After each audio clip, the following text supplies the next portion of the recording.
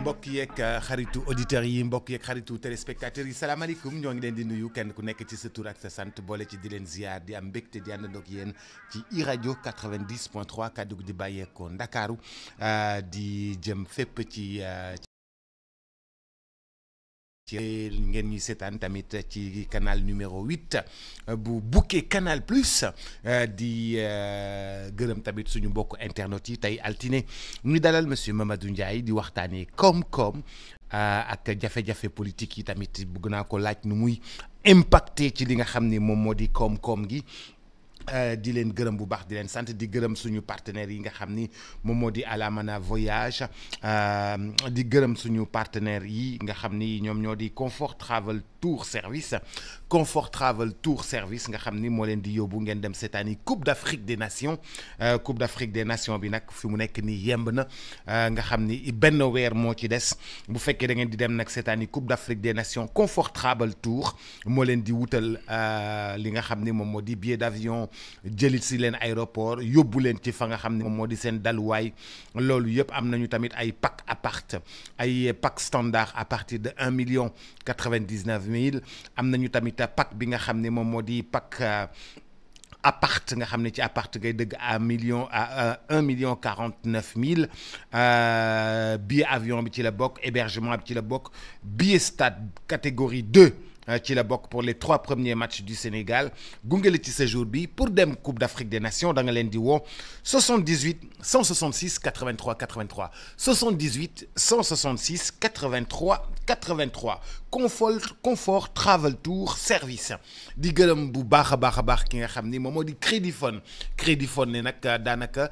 fi mu toll nii dafa nekk ci Black Friday ni mu leen di gungee ci Black Friday bi mooy bu fekkee da nga bëgg téléphone portable Samsung A06 nga xam ni nag ñëpp xam nañ ni téléphone portable yi cher na waaye nag moom ni ma ko defee mooy dala ko yombalal da ngay dugal benn acompte boo dugalee benn acompte rek li ci des nga koy fay pour 5500 francs par mois 5500 francs par mois wala yaay tànn par semaine nga xam ni daal li nga xam ne moom moo la arrangé nga waxtaan ak moom ba juboo ñu yëkkati téléphone portable Samsung A06 128 giga jox la. di gërëm bu baax a baax ki nga xam ni moom moo di les lessives Gamma nag ñëpp ràññee ko ci li nga xam ni moom moo di qualité ak xet gu neex ci li nga xam ni moom moo di sam pot daanaka bu fekkee ni da ngay jëfandikoo li nga xam ni moo di machine à laver savon liquide baa ngi nii bu fekkee da nga bëgg savon en poudre Gamma aussi savon en poudre Gamma baa ngi noonu di leen gërëm bu baax di leen sant di gërëm Primocat la peinture Primocat moom ngeen di gis noonu en back office Primocat nag dafa nekk en promo fii dafa nekk en promo ci li nga xam ni moom moo di peinture bi nga xam ni nag peinture de qualité supérieure la Touba Darou Salam Karo moo ko indi ci réew mi nga xam ni nag daanaka enduit ak yooyu yëpp moo ci man nga xam ni nag exclusivité bi Touba Darou Salam Karo moo ko yore mën ngeen leen woo au 76 552 17 48 76 552 17 48 di gërëm partenaire yëpp di nuyu tey siyaare monsieur Mamadou Ndiaye bien le bonjour. Bonjour Boubacar am mbégte loolu ñëwaat fii ci altine bi di la ci sant di sant aussi ñëpp ñi la may nopp à travers iRadio sama may tamit ma yeggali nuyoo bu jekk suñu wasila suñu xarit Serigne Moussa Nawel ñu ngi koy nuyu bu baax te di ko sant bu baax moom Mbacke. dëgg la ak aussi rakam Serigne Mansour Al Imn Abdoul Aziz Dabax ñaar ñooñu yàlla yàggal seen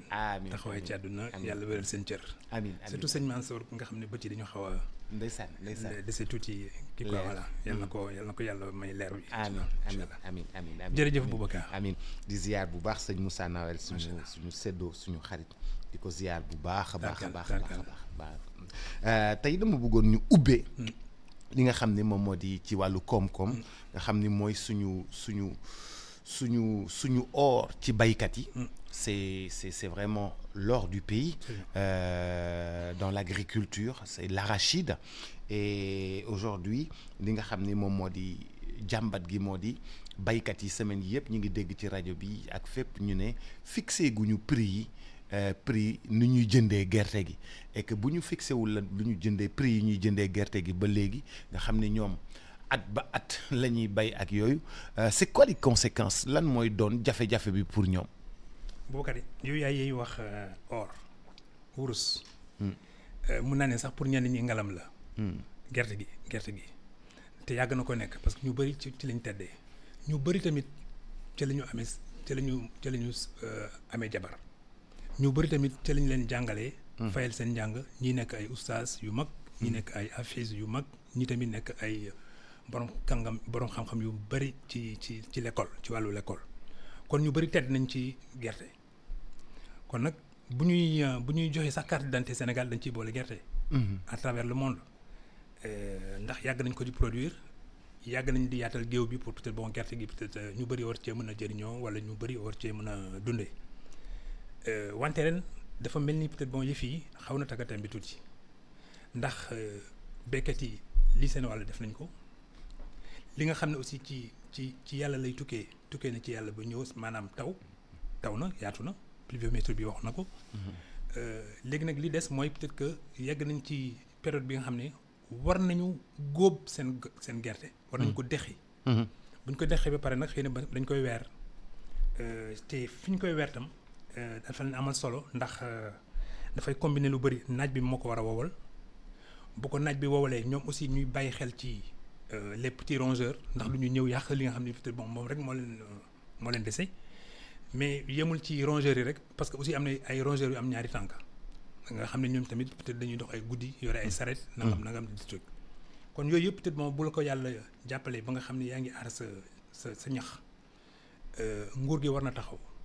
moom it def wàllam maanaam sur le système de collecte gerte gi def ko ci ay seko bu ñu ko defee ci ay seko ñu xool naka la ñu fixer prix bi parce que paysans yi li leen soxal ba tey mooy que kenn xamagul prix bi à l'acheteur prix rémunérateur donc du kilogramme d'arachide fixé guñ ko xëy naam ci yenn kuréel yi yu mag yi nekk ci ministère de l'agriculture ak primature wala présidence de la république xëy na ñu ngi jongler ak ay prix mais jàpp guñu benn. kon amul benn bu ñëwagum d'abord ci paysans yi pour ne leen prix bi sangam la. wante ñoom ci seen bopp ñoom paysans yi. ñëpp ñi nga xam ne ñi dajale nañu param seen ay ngar am na ñuy ñëw ci ñoom di bëgg jënd gerte gi maanaam di bëgg peut-être bon rapidement balaa gouvernement bi di wàcce prix yi wala balaa gouvernement bi di ñëw pour di dajale kii yi collecte yi ñoom ci seen bopp ñu ñëw joxe. jënd ko gaaw bu ñu ko jëndee gaaw nag ñoom aussi ñooy dem louer ji ay. au prix bas. à très bas. ouais. très bas. parce que en tout cas même si ce n'est pas très très très bas. li ñuy bañ rek mooy que peut-être bon mu am injonction du pouvoir bu ñëw ne paysans yi bu leen jaay wala bu ngeen di jaay tamit gouvernement bi moom moo ci njëkk a teg loxoom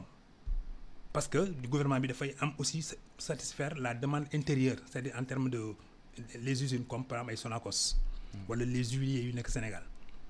donc ñooñu di ñëw nag maanaam nga xam ne ñooñu peut-être bon façon Birame Ndiaye yooyu la dañuy ñëw rek bon dugg rapidement yore seen i gafaka def ci seen xaalis et puis di gis paysans yi nga xam ne ñaar dem na leen. benn période de séjour bi maanaam période bi nga xam ne par exemple day dem de fin juin ba octobre sax di jeex nga xam ne période boobu dara fanaanul ci seen poche parce que dañu jublu rek ci mbéy mi période de séjour boobu day metti ci ñoom trop parce que day fekk ñu jeexal sax man li ñu def en stock kon nag ñooñu bu ñu demee ba góob nag seen nopp yi déggatuñu dara lu dul xaalis seen soxla tamit dara leneen dara waru ko mën a faj. njaboot gi tamit dañuy xaar ñu jaay gerte gi école baa ngi ubbi xale yi ñu ngi war a dem l'école. pour ñenn ñi aussi dañoo war a tukki xale yi nga xam ne peut-être moom aussi dañoo nooraani woon Ndakaaru ba nga xam ne liñ fi jotoon a dajale tuuti dellu nañ léegi nag ci kaw ga di jàppale seen ay waajur mais léegi nag période de soudure bi ñoom ñaar ñëpp dañu koy da leen di dal parce que ñoom ils n'ont plus de revenus ñoom ñu jóge woon Dakar les ambulants là. amatuñu surtout que ambulant amatul dàq nañ leen et tout. dindi nañu seen place yeeg seen taabal. alors gis nga kon xam nga yëf yi peut-être bon voilà dafay jolli si bien donc léegi période de soudure boobu moom mooy sonal ñëpp kon nag ku toog di xaar gis ku ñëw ba ci sa keppaar ne la peut-être man jëndee naa sa kilo 195 francs wala 200 francs te boo ko bàyyee mu dem xëy na am na keneen sa dëkkandoo wala sa beneen mbokk mi nga xam ne yéen a bokk ay tool moom nangu na fay prix boobu te bu ko fayee ko léegi xobet mu jox ko xaalis bi mu war cee faj dara mais c'est que paysans yooyu ils sont dans une précarité permanente te loolu gouvernement bi moo ci war a gaaw et gis naa ne keroog ci communiqué des conseils des ministres bi nga xam ne moo mujjee président bi peut-être bi muy daanelee kàddoom nee na état bi gaaw gouvernement bi na gaaw tuuti benn ñu dajale peut-être portefeuille xaalis campagne agricole bi quoi pour l'arachide mais ñaar tamit ñu baral yëf yi pour que peut-être collectif bi war a mën a gaaw su loolu amulee nag voilà xam naa ne paysans yi tamit puisque maintenant les colères montent. Les syndicats tu parlais tout à l'heure des ambulants. Dans le secteur de la santé. L'école aussi dans une certaine mesure. ku nekk ngi jéem a jëbal sa baat pour yëkkati peut-être sa naxar kon toutes ces colères là Boubacar bu ñu demee ba daje un jour man ñaanuma peut-être mu jur leneen. Mais monsieur Mamadou Ndiaye, vu la crise économique qui sévit dans le pays, est-ce que le gouvernement a même de quoi acheter l'arachide, parce que cet arachide-là dont on parle, chinois yi nga xam ne ñoo ko daan jënd dàq nañ leen l'année dernière à l'arrivée du nouveau gouvernement kenn dootu fi jaay dootu fi génn gerte dootu fi génn gerte gi dañ koy soxla tëj frontières yi ne benn chinois bu mu fi duggati et ils achetaient à gros prix et tout les militaires allez vite les militaires vont donner les semences et tout ça a fait tellement de bruit à la fin ñoo ngi ni toog ñii mënuñoo jaay seen gerte mënuñoo def li on dirait que c'est beaucoup plus de bruit qui se fait autour de qui a été fait autour de tout ça. mais mënatuñu waaf Boubacar fi ñu toll nii tembe. mënatuñu waaf gouvernement bi mënatul waaf. par force jënd gerte gi. il faut que mu jënd gerte gi parce que loolu la yowoon sax ak paysans yi à travers seen ay kuréel sur la base peut-être aussi des rencontres périodiques yi mu daan am de région par région. surtout les régions les plus. le bassin arachidier très bien. donc loolu ay engagements yu ñu jëloon la. ensuite peut-être jox nañu paysans yi sax ay intrants maanaam ay engrais fii ay poudre ay je sais pas quoi là jox nañ leen yooyu kon kay léegi li des mooy que maintenant ñu monter li seen engagement maanaam li ñu jëloon ci kàddu ne peut-être voilà ñun tamit fii la ñu war a mën a féete. bu boobaa dañu commercialiser gerte gi. kon kay léegi xëy na peut-être ñoom ñoo ci des ñu war a wane ne nag ginnaaw paysans yi bi ñu wanee seen bopp ñoom ba béy te apparemment projection bi ñu amoon mooy 1 million de tonnes te am na ñuy lam-laamee ne sax. Que dinañu weesu 1 million de tonnes bi. ndax ndox am na. suuf si nangu na engrais am na. voilà te volonté baa ngi fi force de travail baa ngi fi kon kay ñoom prévision yooyu ñu amoon bu fekkee ne peut-être ñoom dañoo nekk en deçà de ces prévisions là c'est que peut-être xëy na ñoom ñoo yaafus. xaar bi ci baykat yi. voilà mais xaar bi ci baykat yi li ko tënk jafe-jafe yi ñu am au sommet de l'État nga xam ni vraiment am na ay bis bii premier ministre bi war a toppatoo loolu yëpp dem ne moom day noppaliku assemblée nationale nekk ci marathon budgétaire ñuy defar fii ay coalition est-ce que dinañu tal dëgg dinañu mën a organiser wu dëgg. gis nga comme coalition yooyu la ñu waruloon tal non c'est sérieux à la limite bokk ça c'est dans mes rêveries solitaires là. non fii coalition fi xew. mënatoo ko nangu naa sax mu am coalition. mais ci jubluwaayu coalition moo waroon am solo. c'est-à-dire que bu ñu defoon ne coalition peut-être pour sauver le monde rural tiens ça c'est une belle coalition peut-être pour tout de suite augmenter le pouvoir d'achat des paysans. loolu naa nangu loolu. c'est-à-dire que bu fekkee ne politiciens yi dañoo nekk très en proximité avec les paysans rek avec le monde rural je veux dire de façon générale bu ñu nekkoon en proximité avec ñoom rek tout de suite ñu taxawal benn coalition nga xam ne peut-être dinañ gis les vraies politiques qui sont de mèche avec le monde paysan pour jéem a peut-être fanqal leen seen ay difficultés loolu mën a nekk la mais ñaareel bi mënoon na am sax beneen coalition. beneen coalition bi mooy que peut-être faire une injonction aux banques. En passant par la banque centrale pour ne peut-être na banque yi injecter des capitaux. Des liquidités pour permettre aux paysans là ñi nga xam ne ñu peut-être ni tembe dañoo soxla xaalis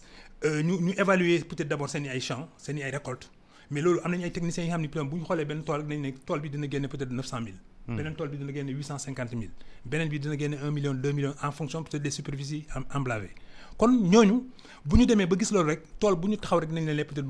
ok yow 900 000 francs lañ la war a jox ci sa mbéy mi mais comme peut-être léegi évaluer guñu prix yi te état bi fixé gul prix bi kon léegi ñu jox la 450 000 450 000 bon mais waa ji bu ko demee ci poche am mais soxlaam faju Boubacar c'est-à-dire on anticipe un peu pour permettre aux gens de ne pas brader seen ay production parce que histoire bi yëpp mooy ñu bañ a brader seen ay production am na ñi nga xam ne dañuy dem ba brader sax peut-être seen attelage bi ñuy béyee parce que coono ji day métti ci ñoom Boubacar je ne sais pas si les gens font le monde rural am na ku ma kon benn opposant bu ma doon tooñ keroog ma ne ko mais pourquoi vous n'allez pas dans le monde rural ngeen di def ay récits ay narratifs di expliquer peut-être bon xëy na yéen ñëw ngeen fekk ci paysans yi añandoo ngeen ak ñoom dem ngeen tool ak ñoom. vivre ngeen naaj bi nos politiciens sont trop sous la climatisation. eh bien ils sont très salonards. ils sont très salonards que dañu war a dem ci tool yi ñax xam nga tool yi. ni Senghor daan def.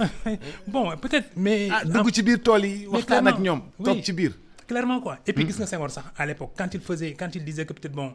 dinaa leen yóbbul seen barigo gerte au prix de junni. avec son accent sérère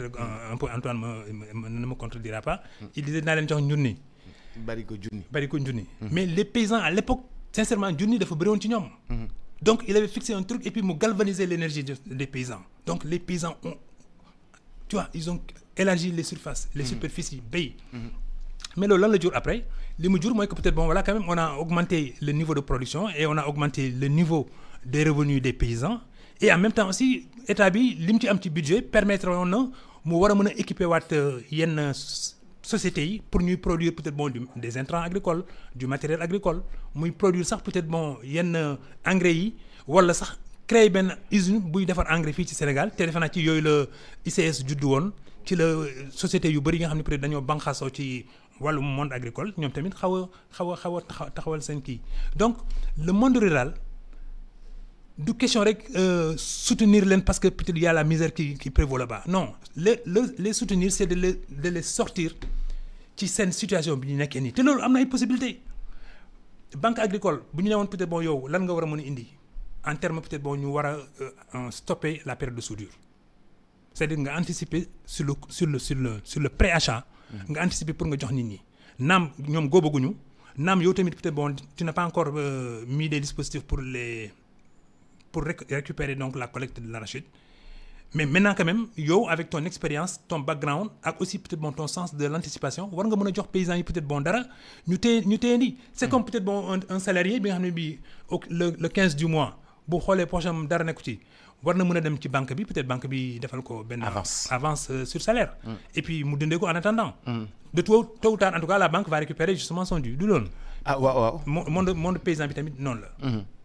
mais jafe-jafe yi ñu am au sommet de l'État est-ce que du mooy répercuté wu ci ni ñu amagulee njëgu gerte gi te nit yi toog di xaar man de dama foog ne peut-être bon suñu amoon un vrai souci bu ñu ko amoon du nekk ay des soucis peut-être bon voilà dañu borom musóor bi moo war a jiite yi non beneen musóor bi moo war a jiite yi même borom ñaari musóor yooyu sax dañoo war a waxtaan ak seen ay ñooñu jigéen dans le monde rural. les mémés là. ñoom ci seen bopp elles doivent avoir un discours articulé peut-être bon aux préoccupations des femmes aujourd'hui dans le monde rural. parce que les questions de natalité. les questions de les mariages précoces des jeunes filles. 13 ans 14 ans nga gis xale yi dugg yooyu yëpp peut-être bon c'est xam nga ci alliance. mais les mémés là ne sont pas dans ce truc là les mémés là veulent diriger des coalitions. C'est une bataille au sommet de l'État pour diriger une coalition. D'ailleurs, l'autre coalition est en train d'être éteinte et puis l'autre coalition, c'est compliqué. Tout ça déteint sur les actions qui doivent être menées dans le pays, en fait. Mais Boubacar, est-ce que temps bi nekk nii c'est un temps politique ou c'est un temps économique? C'est un temps économique. xam nga temps économique lañu jàpp nii. kon kay ñëpp dañu waroon wane seen xarañteef ci temps économique bi. ku nekk indi peut-être bon sa xalaat verser ko ci corbeille bi. ku bëgg a wax sax affaire politique ñu la non c'est pas le moment. ku bëgg sax yëkkati ay problème de coalition parce que ñii ñu suufeel ñii ñu wala ñu wàññi doole ñii wala peut-être bon ñu yëkkati ñële ñooñu ñëpp dañu leen di ne non léegi nañ teg ba si kanam. parce que fi mu nekk nii tagga tembe paysans yi seen discours boobu c'est pas audible à leur oreille. c'est pas audible à leur oreille. Par conséquent il faut ñu xool naka lañ koy kii mais en même temps l'opinion publique Boubacar moom it dafa war a am doole l'opinion publique au Sénégal à un moment donné peut-être bon moom sax war na mën a imposer un agenda à ces hommes politiques qui croient que peut-être bon ñoom ils sont dans une arène d'Athènes où lu leen neex def di bàkku di jëm wala di bàkku di ñibbisi donc opinion publique bi tamit xaw ma lu xew ba amuñu opinion publique bu conséquente au Sénégal pourtant médias yi bëri nañu pourtant expression plurielle des opinions am na pourtant la liberté d'opinion am na yooyu yëpp waroon na créer des forces à la limite de contre-pouvoir pour que de temps en temps bu ñu politiciens yi bëggee imposer benn agenda les contre-pouvoirs se réveillent pour ni seen agenda bi ñun ànduñ ci parce que on vous a élu ñenn ñi ñële on vous a renvoyé dans l'opposition kon maintenant les démarcations sont nettes si bien que peut-être bon ñi nga xam ne élire nañ leen nag parce que yaakaar dafa fondé wu ci ñoom donc léegi ñoom aussi ils doivent retrousser les manches war a faj soxla askan wi. ñooñu nekk foofu opposition bu ko neexee yuuxu wala def lu ko neex parce que il est dans son droit ñoom ñu def loolu. mais du ñu empêcher nit ñi liggéey du ñu empêcher nit ñi peut-être bon voilà gontu si xëy si wala je ne sais pas quoi. si bien nag maintenant il travaille les autres perspectives d'une autre façon mais quand même les urgences du pays ñu war leen mën a régler il y a au micro de Baba Ndiaye ce matin il y a l'ancien ministre qui a dit que en fait et c'est une idée qu'on a développée ici une fois Boubacar les hydrocarbures lañ cay am ci production bu ñu ko versé woon peut-être bon ici ci suñu ay niveau de production yi. mooy pétrole bi ak gaz bi bu ñu ko versé woon rek déjà à la Sénélec. ñu ne ko nag peut-être bon yooyu yaa impulsé énergie bi mais ñun ci suñu bopp ci suñu facture courant ci suñu gaz bi ñuy jënd les ménagères principalement dinañ sentir ne que ñun nous sommes un pays gazier dinañ sentir que nous sommes un pays pétrolier par conséquent loolu prix bi bu wàccee rek déjà pouvoir d'achat bi yokk xam nga souvent les gens ils commettent une petite erreur en pensant que le pouvoir d'achat c'est simplement par l'augmentation des revenus mais les revenus peuvent augmenter quand effectivement le pouvoir d'achat lui-même il se maintient parce que les prix baissent te loolu nag la nit ñi gisul alors que nous sommes un pays pétrolier nous sommes un pays gazier waroon nañu peut-être bon avec les grosses pointures donc du pétrole maanaam ay ñoom Total ak ñoom Exxon ñu waxtaan ak ñoom parce que ñoom ñoo xaw a ŋànk suñu pétrole bi ñu waxtaan ak ñoom pour ne leen non une bonne partie justement de la production bi nga xam ne ñun ñoo ko jagleel suñu bopp na dem ci Sénélec moom it mu bañ a nekk fii rek chaque fois muy yokk ay courant wala ay kilowatts puisque léegi nag am na apport bi nga xam ne bi c'est notre ressource et c'est la ressource du peuple kon Sénélec aussi war na mën a wàññi drastiquement le prix kilowattheure war na ko mën a wàññi gaz bi tamit pareil nga xam ne peut-être bon maintenant les Sénégalais ils vont se sentir un peu à l'aise et ils vont se sentir aussi détenteurs justement d'une ressource bi nga xam ne bii war nañ ci mën a gis seen bopp. mais pétrole bi ñu am ak gaz bi ñu am da nga bëgg wax ni yëguñu ko sentiruñu ko. fenn mais nañ def pétrole sondage bi génn. nañu def sondage je ne suis le porte-parole de personne mais nañ def sondage bu ñu defee sondage dina xam ne peut-être bon parce que soo déggee nit ñi chaque jour di naqarlu électricité bi dafa cher léegi gars yi dem nañ ci oyofal bi mais oyofal bi gisuñu ci seen bopp léegi peut-être bon ñu ngi xoolaat yeneen pexe gaz bi tamit c'est pareil léegi peut-être bon amul tàngal ndox ci gaz amul peut-être bon voilà léegi y a que les bébés qui ont le privilège ñu leen di tàngal ndox ci gaz bi tout le reste maintenant le gaz il sert juste peut-être bon à la cuisson des aliments de la famille leneen li ci doon bokk yëpp ay ataaya ak yooyu yëpp noonu la nga ciy génnee donc les gens sont en train de rationner Boubacar dans les maisons ñu ngi rationner dañuy économiser ataaya bi sax dootuñu ko defee gaz non dootuñu ko defee bañ gaz bi jeex voilà donc yooyu yëpp bu fekkee ne par exemple ku nekk individuellement yaa ngi def say pexe bopp mais état bi ci boppam aussi war na xoolaat moom ban pexe lay def te le principal pexe bi ma gis man mooy que peut-être bon ñoom ñu am un fil conducteur buy permettre suñu ressource en gaz et en pétrole ñu koy dugal ci circuit de production d'énergie dans notre pays ëllëg ak ci biir ñu war ko sentir parce que dans les pays pétroliers Venezuela boo demee Émirats arabes unis nga dem Qatar nga dem feneen ak yëpp mais ñi nga xam ne ñi peut-être bon c'est les consommateurs c'est les citoyens de ces pays là mais ils vivent bien des ressources yow yaa ma gën a xam parce que tu as été dans ces pays là dëgg la yaa ma gën a xam dëgg la Qatar de boo fa demee moom macha allah. macha allah mais su ma déggee pétrole ak gaz sama xel day dem ci Khadim Ba. Khadim bi nekk actuellement dans les liens de la détention. D'accord. Parce que Sénégalais la boo xam ne. xale la il a pas encore 40 ans. 40 ans déjà. Il est allé étudier au Canada les finances. Et puis après, il est devenu spécialiste du pétrole et du gaz. Oui. Et qu'on n'arrive pas à utiliser rationnellement. Mais suñu notu dëkk tamit fan yi dañ ñu dégradé woon fan yi tamit ñu dégradé woon ni lan moo waral dégradation bu bëri bii nga xam ni après meeting bii passé dañu suñu note déjà dafa suñu eurobond yi moo chuté woon léegi suñu note encore dañ ko dégradé waat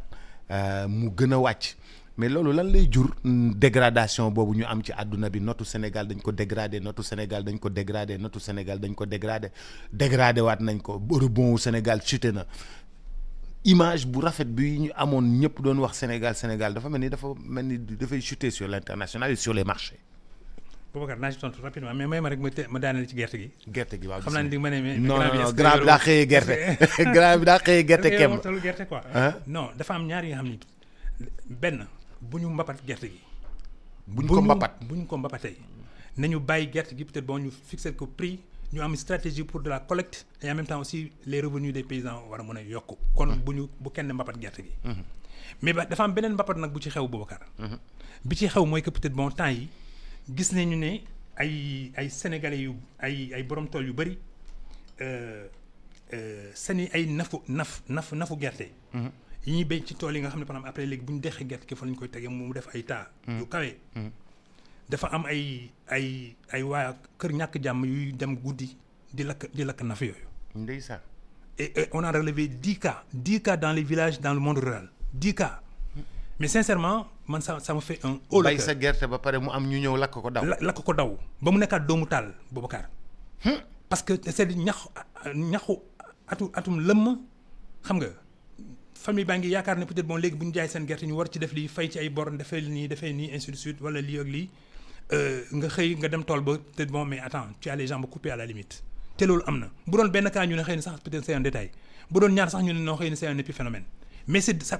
commence maintenant à devenir un phénomène. Pourquoi ces histoires-là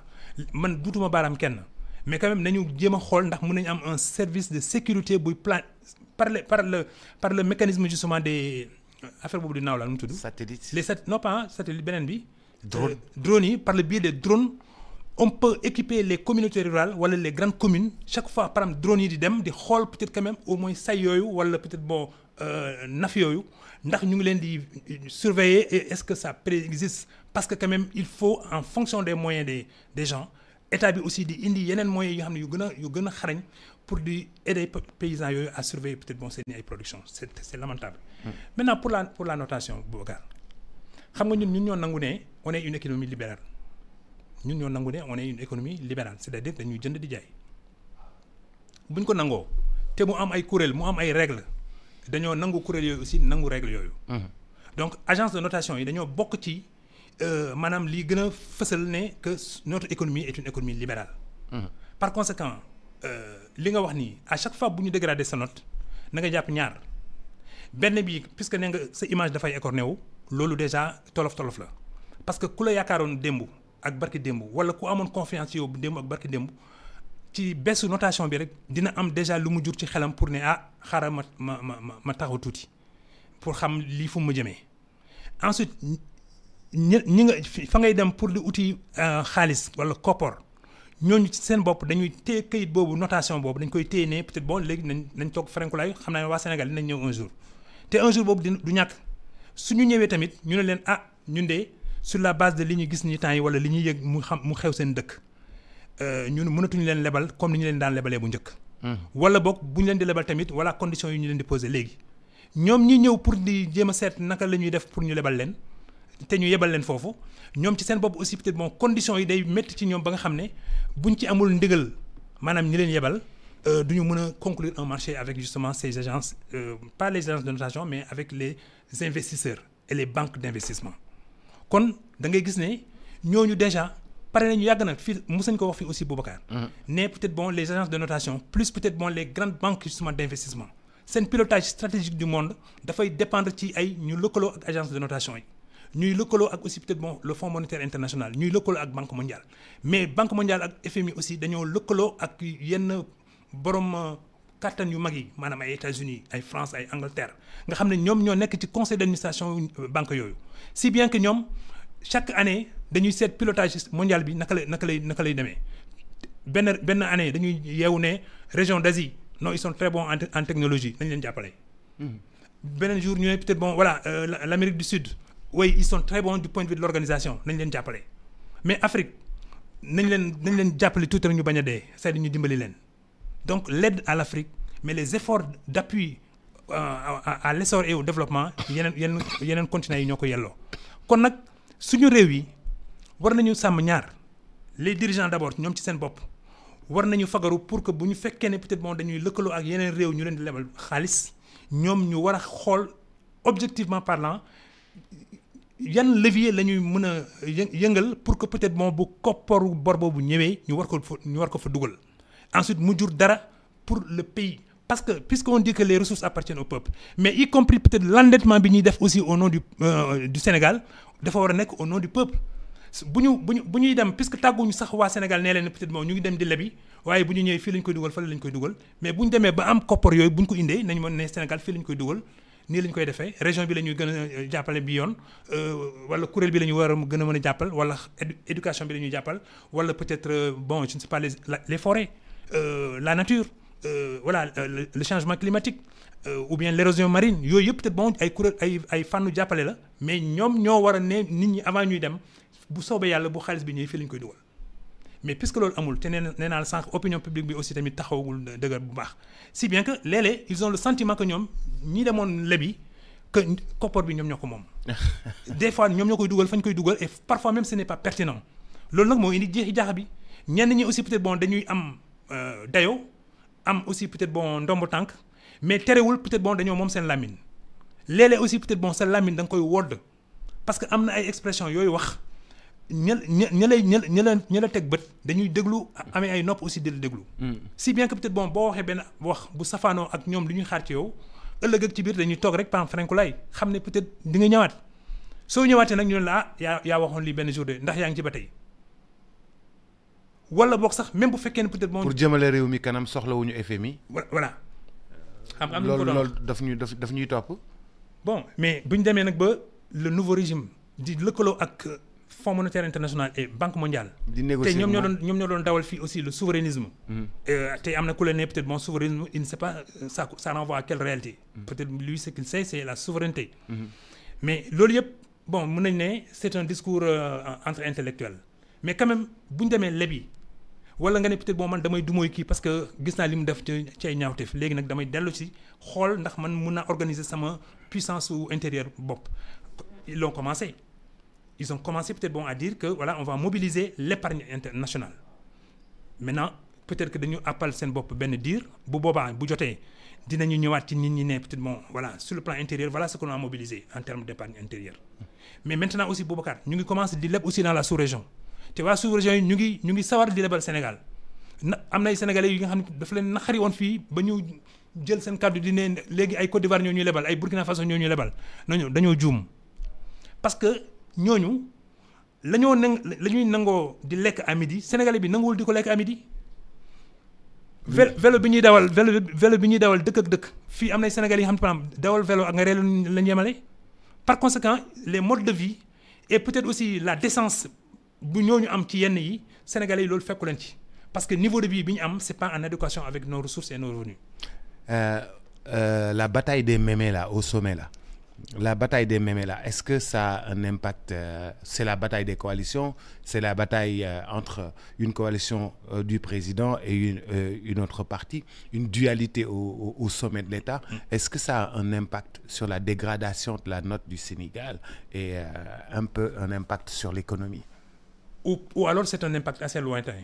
Mais au moins quand même, ceux qui surveillent bien l'évolution politique. Est-ce que ça joue sur la dégradation alors? Est-ce que ça joue sur la dégradation? Ça peut jouer quand même, ça peut jouer parce que les deux sont représentatifs de deux forces qui hier et avant-hier étaient très unies et formaient un très beau duo, c'est-à-dire Diomaye et le Premier ministre Sonko. Jusqu'à présent d'ailleurs, moi je considère que c'est des bisbilles, il n'y a pas péril en la demeure. Ils vont se retrouver. Voilà. Qu'ils se retrouvent. Ils vont se retrouver dans tous les cas. C'est leur devoir. Ils vont se retrouver. Mais merci. Ils vont se retrouver dans tous les cas. Mais est-ce que ni mu mel nii yàqalul dara suñu service de notation yi. Mais Boubacar yaa ko wax léegi yaa ne peut-être bon la notation en tout cas de Standard & Poor's a dégradé le Sénégal. Mais ça c'est une conséquence effectivement de l'évolution politique du pays parce que la politique est corrélée à l'économie. Ou si tu veux inversement l'économie est corrélée à la politique. Donc bu fekkee ne peut-être bon am na benn bu ci am doole rek dafay yóbbaale beneen bi. Si bien donc la conduite du changement et la conduite du justement responsable dafa war a tenir compte toujours de ces deux facteurs là. Xam nga fan laa bëgg a peut-être bon junj léegi. Boubacar il est important que dans ce pays-là, peut-être pendant quelques années, on a vu que peut-être partout les signaux sont rouges. Autrement dit, peut-être bon, voilà, on a des raisons de s'inquiéter de l'avenir de ce pays-là. Peut-être bon, de plus en plus, il y a des personnalités qui sortent de leur réserve, qui sortent de leur silence un peu pour peut-être bon, s'exprimer un peu sur les questions d'intérêt national. Kon nak man ci sama bop japp na né le président de la République war na mëna xol naka lay créer une commission pour la relance de la croissance dans le pays. Parce que jot na Boubacar. L'investissement ne suit plus. Les agences de notation nous ont à l'œil. Les grandes puissances, peut-être à la limite, même sont à équidistance de nos centres d'intérêt. Et que nous aussi, peut-être bon, on est dans une petite mare assez boueuse et on ne s'en sort pas. Par conséquent, le chômage, il est là, l'emploi n'est pas relancé, et ensuite, notre PIB pique du nez, les jeunes ne retrouvent pas peut-être bon, un peu de dynamisme pour peut-être bon, espérer. Les banques elles-mêmes sont dans dans un attentisme dicté par la Banque centrale. Donc, l'Iwara moi que peut-être nous quels sont les grands noms de la politique sénégalaise, politique au sens de gestion de la cité. Mais en même temps aussi, quels sont les grands économistes, les grands financiers, les grands banquiers, nous avons au moins ay doomu Sénégal wala peut-être bon dañoo bàkkoo Sénégal pour ñu war a bokk ci benn commission boobu peut-être bon di xool nag léegi naka la ñu génnee ci situation goutte bi ñu nekkee nii. On est au creux de la vague, comme disait Lamine Diack, on a touché le fond et il nous faut remonter. Par conséquent, une commission placée sous la présidence d'une personnalité consensuelle, comme on peut à l'image de Amadou Mokhtar Mbow ñu bi sur les institutions. War na mën a peut-être bon liggéey avec maintenant des Sénégalais ku nekk nag fàtte boppam à l'exception du Sénégal. Ku nekk fàtte boppam dayoo bi nga am juddu bi nga am fa nga jàngee université bi nga jàngee liggéey fa nga liggéey yooyu yëpp peut-être bon ñu teg ko fële parce que c'est des égos.